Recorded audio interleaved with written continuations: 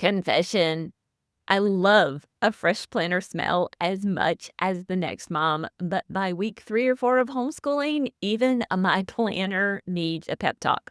I'm Pam from Homeschool Better Together. If you're feeling the meh already, this 5-minute pep talk will show you what carries your homeschool. And I'm going to give you a hint. It is not motivation. Let's talk about why motivation might fade. It could be that the novelty of the new year wears off, and this happens to you and it happens to your kids. And I'm going to be honest with you, a lot of times it happens to your kids before it happens to you because you're really vested in these plans you've made, and you've made all these plans and you're super excited about them and you think they're great and awesome. And it's gonna wear off for your kids first. 9 times out of 10. But eventually it does start to wear off for you too. This back to school feeling, the back to school excitement only lasts for so long. And then reality starts to set in. Your kids start resisting your curriculum. Maybe it's a little harder than what you and they thought it was. Interruption begin to happen. Life just piles up on you just a little bit. So that could be happening. And the other thing that is the reason why motivation fades is because we confuse the motivation with consistency, right? We think we need to feel like it. We've got to feel like it in order to keep going. And here's the thing, if you take nothing else away from what I'm talking about today, I want you to hear this. You don't have to feel like it to do school. You can do school without feeling like it. And I will tell you that the most successful homeschoolers, the people who feel really good about their homeschool, they're the people who do homeschool even when they don't feel like doing homeschool. They're the ones who encourage and cajole and motivate their kids to do homeschool even when their kids don't feel like doing homeschool. So you can do homeschool without feeling like doing homeschool. Yeah, that one's hard, right? That one's hard because you want to get up and feel like it every day. You want to be motivated every day, and you're just not going to be. So what are some of the things that cause us to lose our motivation? What are some of the things that kind of muddy the waters and get in the way? What throws us off?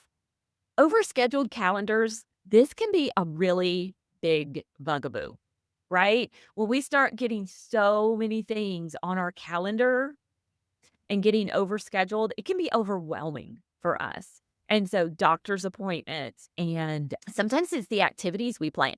Sometimes we think we can handle the activities in a school year, and we actually start doing all of the activities in a school year and realize 3 or 4 weeks in that maybe we're not going to be able to do this. And so maybe we need to cut back on some things.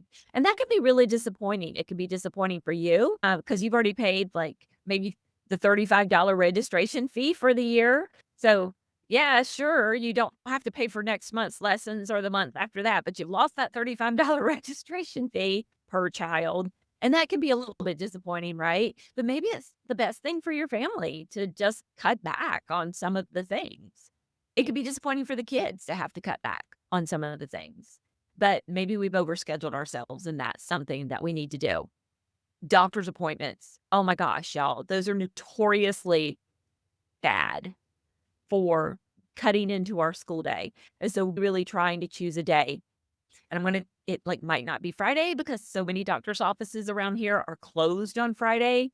It might have to be Thursday or Wednesday or something like that. And you just say, we're going to do all of our doctor's appointments, even for mom, on this day. So it's not going to bleed in over into the other days of our school week, right? So hard to draw that line in the sand and say, this is when we have to do this. But when we don't, and we end up with a doctor's appointment on Tuesday this week and a doctor's appointment on Thursday the next week and a doctor's appointment on Wednesday the next week, it can really be disruptive. And it's not just that it is disruptive to our actual schedule, it's disruptive in our mental schedule as well. And we feel like, oh, I never have time to do school because I have all of these things going on. Unrealistic expectations. This is another one that we really struggle with. We feel actually, I was just on a coaching call with the mom earlier today. And one of the things that kind of came up that we talked about was the fact that we think we have to start school at the exact same time every day.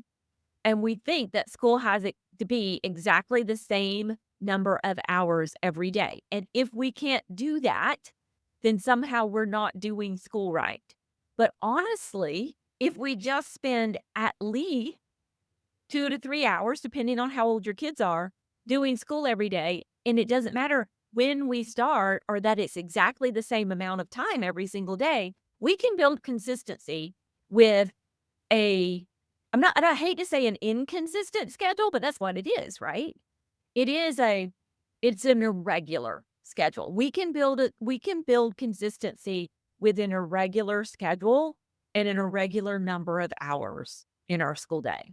And saying that we have to have the same exact schedule every day and the same number of hours of school every day and like planting our flag there and saying we're going to die on that hill, that is an unrealistic expectation that can totally derail your homeschool.